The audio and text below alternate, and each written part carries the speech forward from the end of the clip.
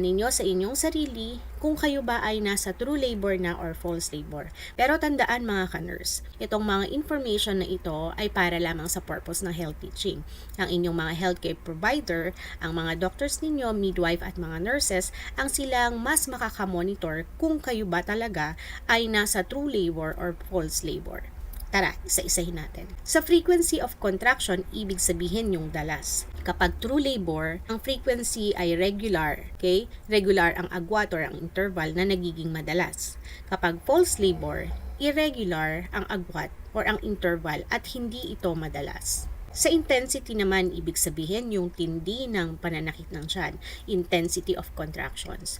Ang true labor, matinding contraction habang tumatagal. Ang false labor, iba-iba ang contraction, maaaring malakas or mahina. Yung time naman ng contractions, gaano ba ito kahaba ang contraction, gaano kaigsi? Pagka true labor, 60 to 90 seconds contraction at maaaring mas tumagal pa.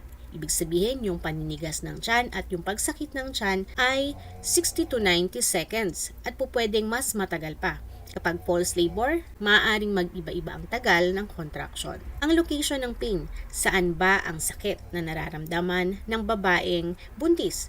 Kapag true labor, nagsisimula ito sa likod, papunta sa tiyan. Samantalang ang false labor, kadalasan nasa lower abdomen lang siya at hanggang sa singit. So ano naman ang nangyayari sa kanyang cervix or puwelyo ng matres?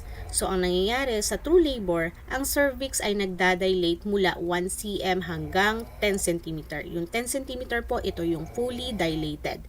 Ito na yung talagang lalabas na yung baby. False labor, ang cervix ay hindi nagdadilate. Sa change with movement, sa true labor po, nagpapatuloy ang contraction, tumitigas at sumasakit pa rin ang tiyan sa kabila ng paglipat-lipat or pagbabago ng posisyon. Kapag false labor, maaaring huminto ang mga contraction kapag naglalakad ka o nagpapahinga o maaaring huminto kapag nagbabago ka ng posisyon. Ang vaginal discharge, ano ang lumalabas na discharge sa puwerta ng nanay. So ito, kapag true labor, medyo pink hanggang mapulang dugo.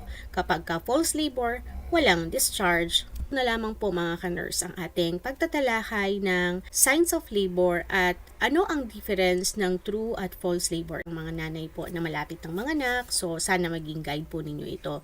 Kung nagustuhan niyo po ang video na ito, please don't forget to like this video and subscribe to my channel kung hindi ka pa nakasubscribe and hit the notification bell para updated kayo sa ating mga susunod na video. And please do share this information. So hanggang dito na lang po mga ka-nurse. Salamat po sa inyong suporta. Bye mga ka-nurse!